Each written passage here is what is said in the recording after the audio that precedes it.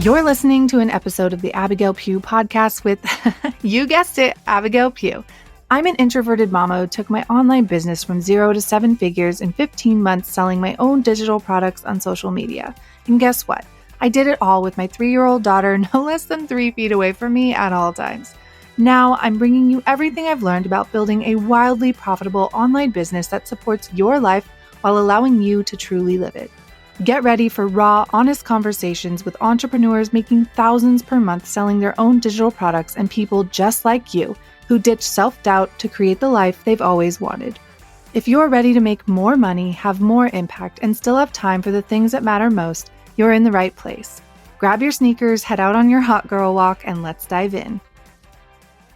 Today's guest is someone who I actually found on Threads, and I found his content after I had already launched my podcast, but I get questions all the time on how to launch a podcast, when you should launch a podcast, and Adam has helped me so much with my podcasting journey and kind of like what I should do, what I shouldn't do, how I can get more sales from my podcast, all the fun stuff. So he helps online business owners learn how to leverage their podcast to make more sales. He's actually been podcasting since 2015. So over 10 years of podcasting, which I love it. I love people that have been involved in something for like multiple different times of like when they were popular, when podcasts, like I feel like podcasts really have taken off again, but I love that. He's the host of the top 100 ranked entrepreneurship podcast, Podcasting Business School. I have listened to many of his episodes. I love them.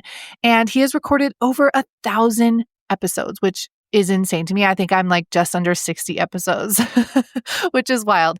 And last but not least, he has over 1 million total downloads in his podcasting career. Adam, welcome to the show. Abigail Pugh. I'm so excited to be here with you and the Pugh crew on the Abigail Pugh podcast. I'm obsessed with your content as well. We've collaborated a little bit, and I'm so excited that you invited me on to collaborate here on your platform. I've got so many ideas, so much energy. I just went on my handsome man walk and I ate a jar of pickles right before I got in here. So I'm ready to go. He's ready, you guys. He's prepared. Had his hot girl or hot boy pickles, I guess. Hot man pickles. I don't know how to handsome say man. It. I prefer handsome man. There we go. Okay, handsome man.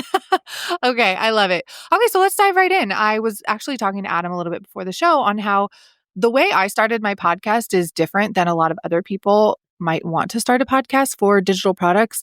So I had, 2.5 years into my journey with this business, right? I'd been building a community, building my audience, and then I launched my podcast. So I feel like I broke a lot of the rules when it comes to podcast launching.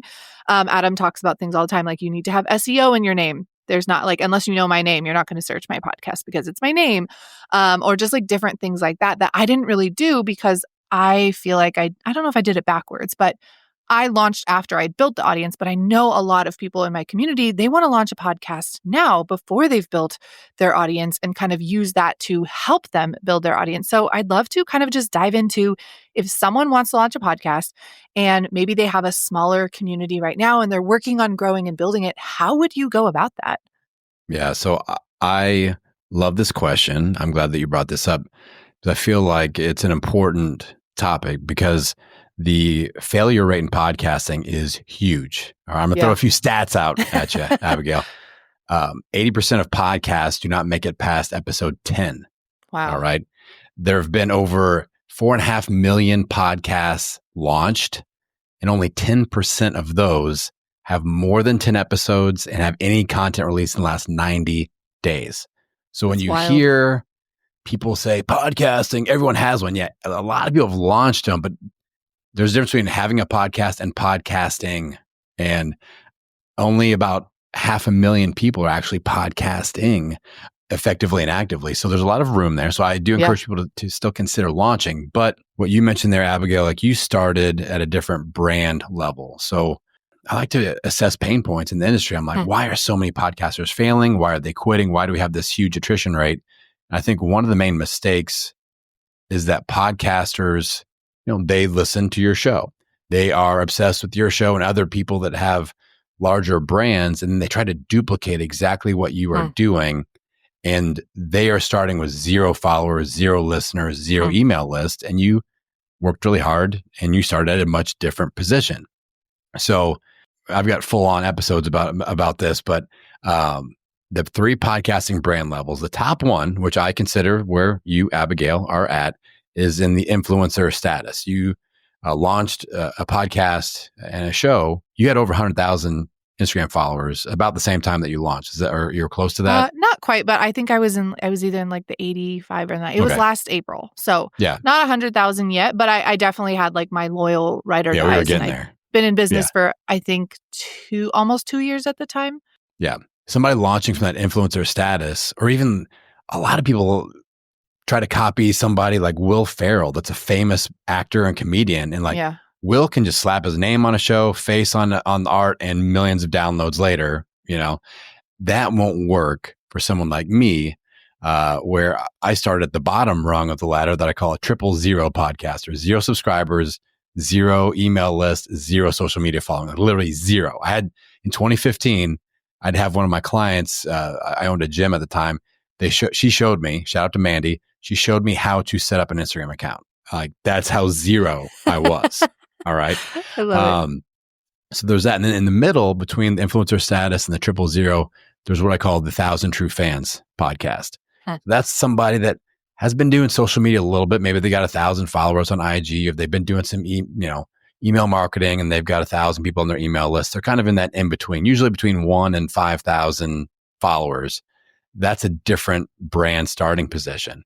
So each one of those people can operate and launch a podcast with a different strategy. Abigail can get away with a lot. She doesn't need to worry about SEO.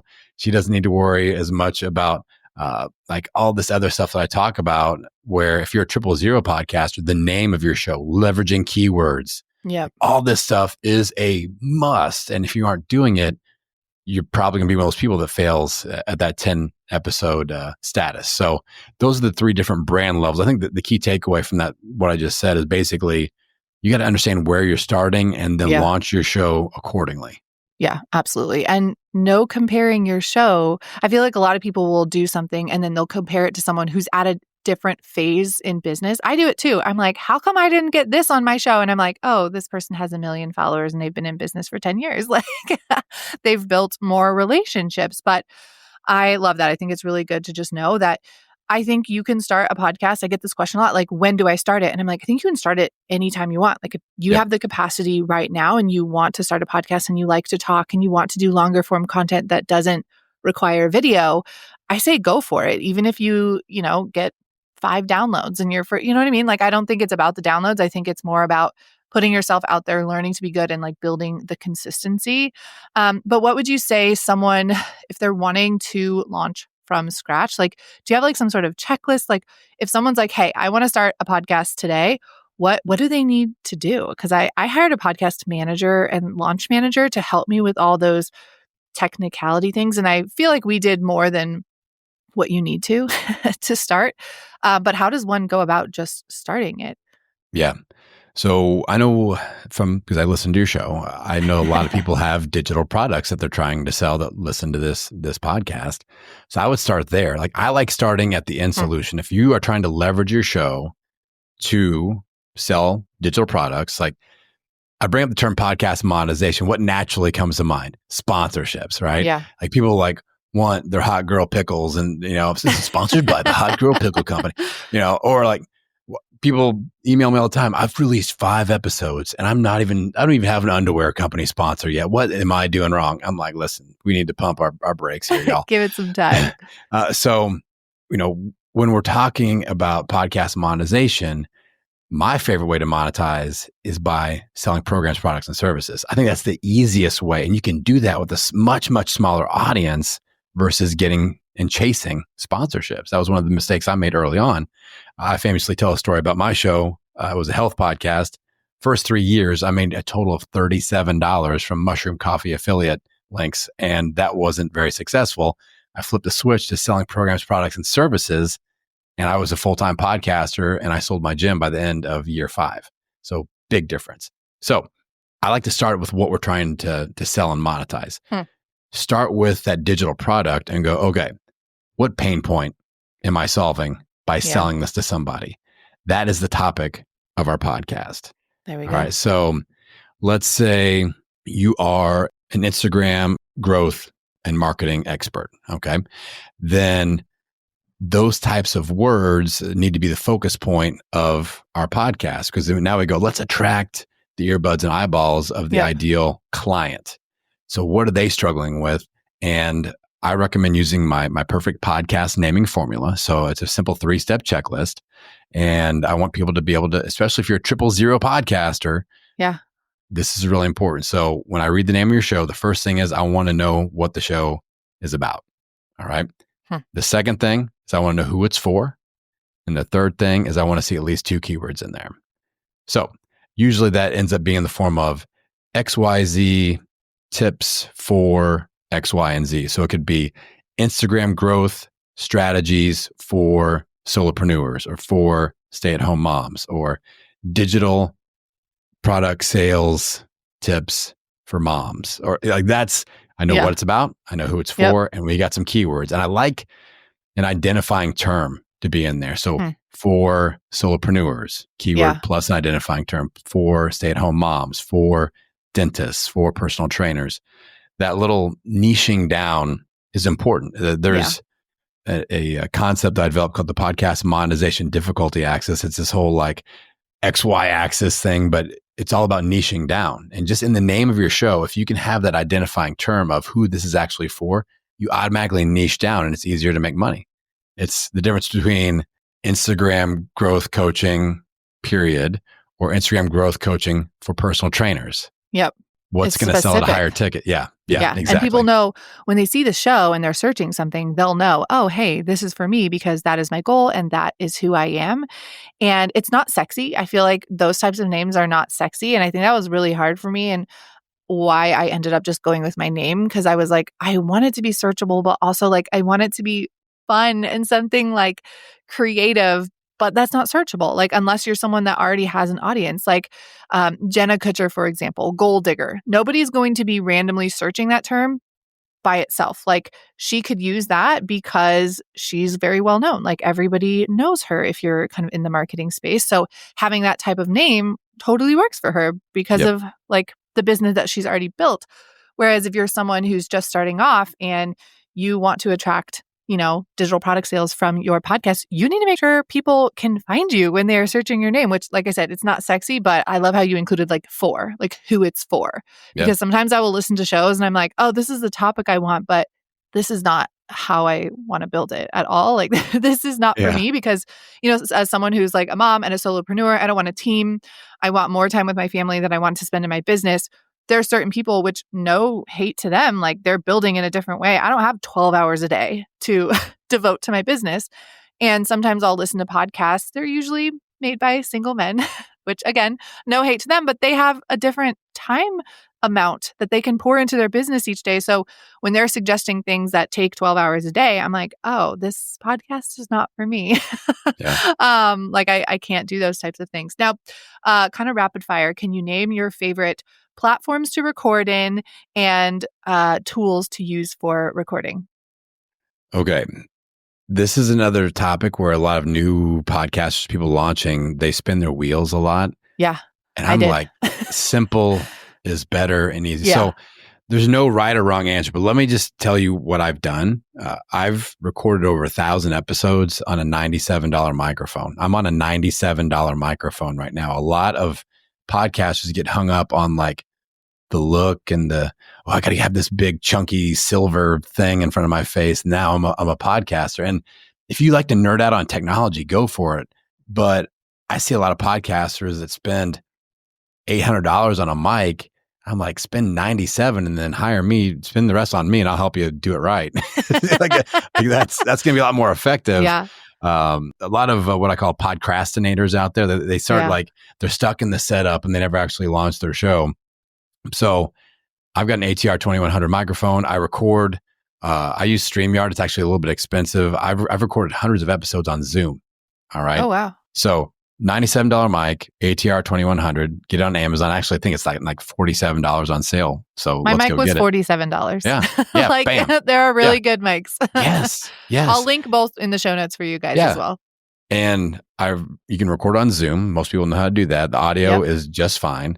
And then if you want to upgrade, there's Zencastr, there's StreamYard, there's other things, but Yep. they're still going to be in that $20 to $40 a month range. And that's I use gonna be Zencastr, guys. very doable. Yeah. Very doable. I edit in GarageBand. I've edited over 1,000 of my own. Oh I don't my even, gosh. I don't delegate my editing. I do it all myself. Wow. And I only work 3 days a week, y'all. All right. Yeah. And he's a you're a full-time podcaster, right? Full-time Like podcaster. Yeah. 3 days a week. That's insane. So GarageBand, spoiler alert, is a free app on every Mac device. So we're still like under $150 here, Yeah. and we're doing pretty darn good. Over 1 million downloads with this That's wild. process. And I edit very little. Like Yeah. most episodes, I don't edit at all. And I say and I stutter and mutter around a little bit, but I deliver energy and I Yep. deliver action steps. And I don't have a yoga and meditation or storytelling podcast. You know what I'm saying? Yeah. Like I'm not sitting back and like, No deep ASMR. breaths, deep All the weird. breaths. And then, yeah. And now a horse comes Oh, walking God. by. You have the voice for it, though. You have such Well- like a mellow. I remember when I first recorded you, I'd heard your voice obviously on your podcast, but hearing it like live together, because I was on Adam's show, I was like, oh my God, you literally were born to be a podcaster with this Yes. voice. Like Yes, this time it's for you're real. doing exactly what you were born to do. I got paid early on when I was just trying to figure out how to make money in this space. I did some weird voice gig stuff for my gosh. for money. That's Like so I felt funny. kind of dirty about it, like this. I'm kind not of- lying. I'm not lying. This one woman paid me $500 Oh to record the word juicy 50 different Oh ways. my God. I called it my 50 shades of juicy. And like I'm like, I gotta make this $500. Like I'm Do what you gotta hustling over do. here. So I'm like, juicy, Oh my gosh. juicy, juicy. That's amazing. Oh my gosh. And that's all I did. Just a bunch of juicy. And I got my $500 and I don't There know you what she go. did with it. I didn't ask. Oh, yeah, you don't really want to know.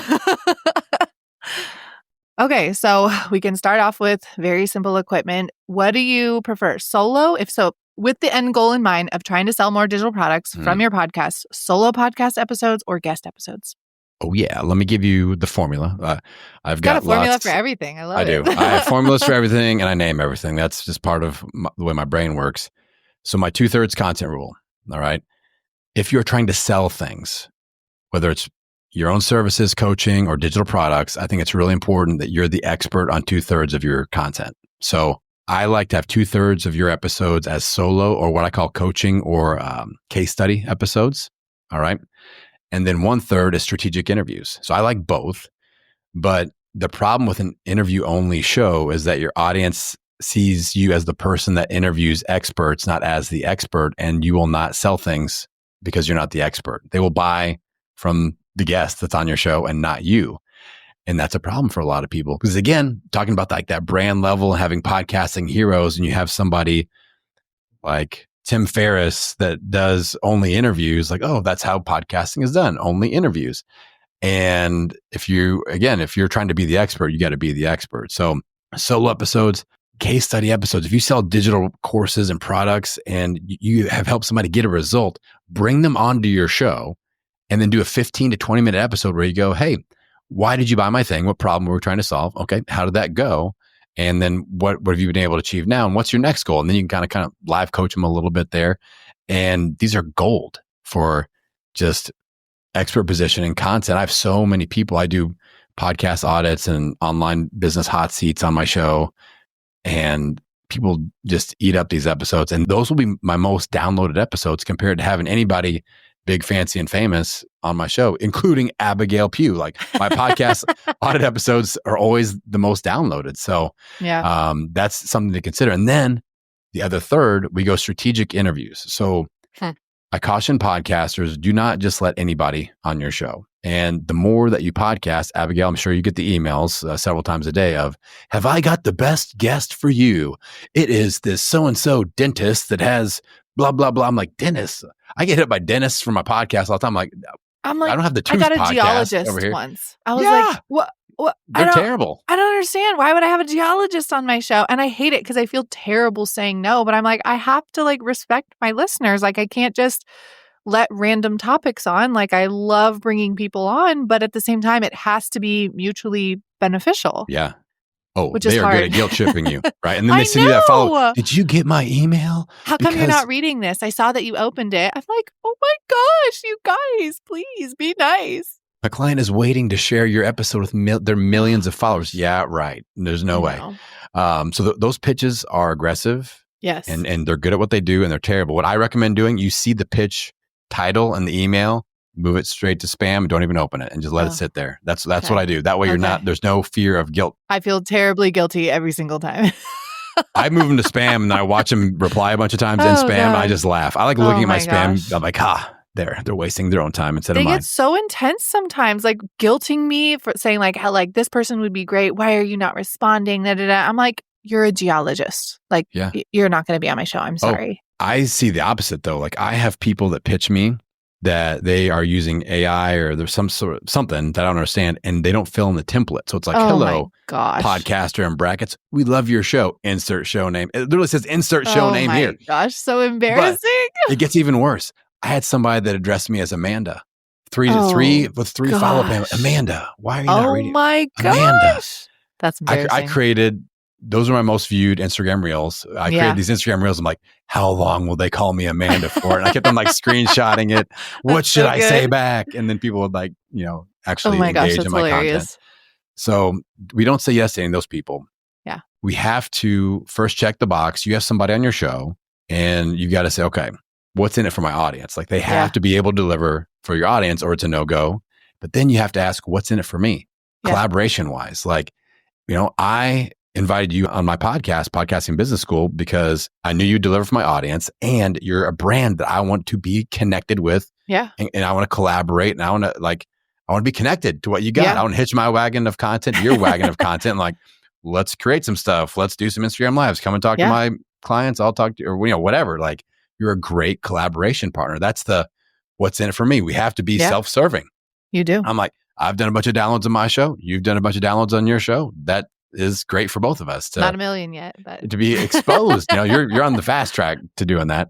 So we have to ask that, what's in it for us? So the 2/3 content, solos, case studies, or coaching, 1/3 strategic interviews. We are in business. And that way, like I said, with the interview thing, those are collaboration partners. Those are affiliate partners. Those are people you create things with. You're on their podcast. They're on yours. That helps you build your brand and your business much faster than having random Joe dentist on your show that has a big YouTube following, then they won't share it anyway. Yeah, absolutely. And I really like to think of people that I can be on their show and they can be on mine if they have a podcast. Obviously, I've had tons of guests who don't have podcasts, but I really like kind of doing both. It's a lot of fun. But I find that solo episodes, they perform better for me, but they're much harder for me to do. And I've started scripting, I wouldn't say fully scripting, but like outlining what I want to say, because sometimes I just ramble on and on. And I'm like, I know people enjoy learning from me, but I don't want to ramble. So do you ever script or outline your solo episodes to just kind of stay on track? Because with an interview, like it's kind of hard to get off track because you're having a conversation and people enjoy natural conversations going back and forth. So if there is a little bit of a like, you go off course a little bit, it's enjoyable to listen to. But with solo episodes, like for me, it's so easy to just ramble forever. I think, again, because I consume your content, I think you are in a very natural and normal position as a podcaster doing solo episodes. Like with where you're at in your content, give yourself a year from now or 2 years from now, it'll feel a lot like different doing solo episodes. Like now, I recorded a 40-minute solo episode, just me talking right before we got on. Like, oh my gosh. I always go in thinking this is going to be about 10 minutes. And I'm actually 10 minutes into it. I'm like, we're wrapping up. And then I'm like, another 30 minutes. And it's good. Like you said, like people really enjoy the solo episodes and it's great for expert positioning. So I think where you're at is normal. It's still kind of in the awkward. Like, I think that's a part of your brand growth. Like you've grown so fast, so quickly, your self-confidence as being a legit expert is kind of still catching up. Just if I can be honest with you, absolutely. Like I see that like you're at this influencer level and I see it and a lot of other people see it. And I still think you're kind of proving that to yourself. So that's where that solo episode, like, do people really want to hear this next thing I have to say? Like, I love it when you go and chase some rabbits on your podcast. Like, I'm going to go talk about some random stuff. I'm talking about my life a little bit. I think it's great. I think the more that you open up and you're raw and you're real and you deliver inspiration and education, good to go. I don't care if it's 7 minutes or 70 minutes. I'm going to listen. Yeah. Do you have a time limit or like a sweet spot for recording times that you think works? Like I have friends, my friend Shannon McKinstry, she has a podcast called Good Content and she does 10, I think they're like 10-minute episodes. And sometimes mine are like 20 to 30 and sometimes I have a 45-minute. Like, do you think there's a certain number that performs better or do you focus more on the actual content and then whatever the time is? Go with it. So now that you asked that, I just remember that I didn't actually answer the question that you had about the outline. I do have an outline. Like I have notes, but I'm not reading. That's very important. You don't want it to sound like you're reading a teleprompter. Yeah, for sure. Because that will not come off well. But I've got my bullet points. I'm like, hey, big guy, make sure you cover this, and this. And then weave it together with your crazy energy and stories. Okay, got it. Timeline wise, I think the perfect podcast length is however long it takes to say what needs to be said. And we don't say any more. We don't say any less. So you just keep going until like, this is good. I don't need to say any more. Like, we don't need to drag this to a 2-hour interview, Joe Rogan style, for no reason. Yeah. So again, this is where the starting brand level can get people because they see somebody like your friend. It's like, ooh, 10-minute. It's on Tuesday and it's 10-minute Tuesdays. And I want to do 10-minute Tuesdays. So I'm going to name my show 10-minute Marketing Tuesdays. And all of a sudden, what if I want to talk for 15 minutes? Am I allowed to do that? Like now we start second guessing things. So I wouldn't put yourself into a box like that at all of like, you have to only talk about this and you can only talk for such and such amount of time because a content creator, as content creators, we're very creative, which comes with the deal. So let's turn that loose. We talked about my naming strategy, how kind of vanilla and bland that was. And that's strategic. But I'm like, when you hit the record button, unleash the creativity kraken, like let that sucker loose. That's when all the creativity comes through. Don't creatively name your show the Cutie McCutie Pie Show and nobody listens. And then, worry about doing 10-minute episodes. That's the opposite of what should happen. Strategically name your show and get super creative and give yourself, just a limitless platter of content to try and create when you hit the record button. That's the way it should be. Yeah, I totally agree. Now, do you think someone, if they were like, hey, I don't love social media, or maybe they just want to be on it less, do you think someone could go full-time podcasting and sell digital products full-time from it? Like, obviously, it probably wouldn't happen right away, but is that like a sustainable strategy? 100%. So one of the biggest myths in the content creation space is that podcasts are only a nurturing mechanism and not a discovery mechanism. Well, I've got over $1 million worth of results that say different personally, where 99% of my clients and customers find me because of my podcast, not because of social media, not because of paid ads, not because of referrals, because they search podcasting tips, podcasts about podcasting, and my naming formula works for me 24/7 and it's free. Yep. So it's a discovery mechanism. I think if somebody leverages podcast SEO like the way that I teach it, and I think if they have a newsletter to where they're able to attract people onto their email list, so podcast plus email list equals digital product sales to me. And that doesn't involve social media unless you run ads to build your email list. Yep. So throw threads in there. Threads. Right now, like all I focus on is one, Podcasting Business School podcast episode every Tuesday. I write an independently valuable newsletter every Thursday. It's not just a regurgitation of my podcast or a promotion of my podcast. It's different and it's valuable. Got it. And then I ditched all my other lead magnets. I have 0 other lead magnets. I only promote my newsletter as my lead magnet. I'm building my list up to that. And then I sell stuff from both the show and the email list. And my only social media platform is Threads. That's all I create content first for Threads and then I repurpose for Instagram and LinkedIn. Got it. Now, for purposes of I want to know what you are selling from your podcast, but I also want people to know how they can learn from you. What are you selling that is making you your full-time income from podcasting? So I started off selling coaching consulting services and doing weird, juicy voice work. And I was just figuring out whatever I could do. I'm like, you pay me for that? Great. Oh my I did draw the line. Funny story, quick story with the voice work. I had somebody approach me and ask me to voice over a video game character. I was like, this sounds awesome. And then they said they go, can you do like an Asian accent, like a samurai? I'm like, I'm a big old white boy from Indiana. Like, I really don't think this is a good idea. And so I drew the line there. I didn't do the samurai thing. But now my income comes from two different membership models.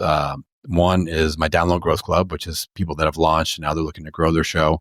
Got it. And then they can kind of ascend up into my online business academy for podcasters. So I teach, that you have to be a podcaster to be a part of that. And that's where it kind of makes it unique to where we look through a podcasting lens of how do we use that? How do we leverage that show to sell our programs, to sell our memberships, to sell our courses, to sell our coaching services. And I help people, get in there, build their email list. It's kind of like platform building for podcasters. So that's what I leverage my show. What is the pricing on those?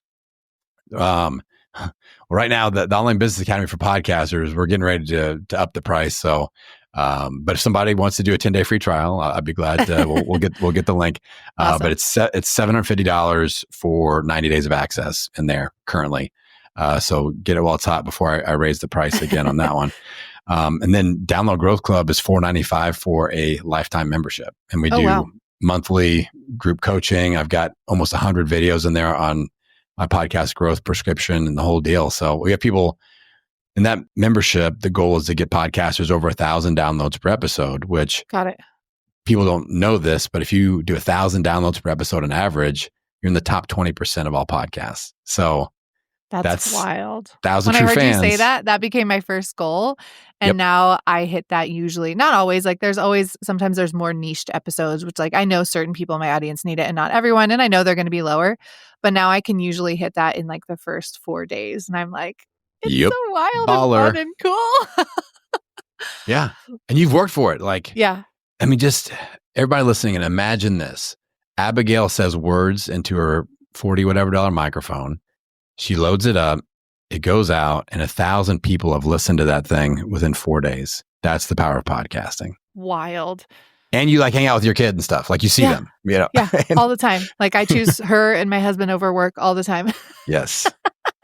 Which I love. Well, Adam, thank you so much for being on the show. I get asked about podcasting all the time, and I feel like this will be such a great episode for people who are considering it.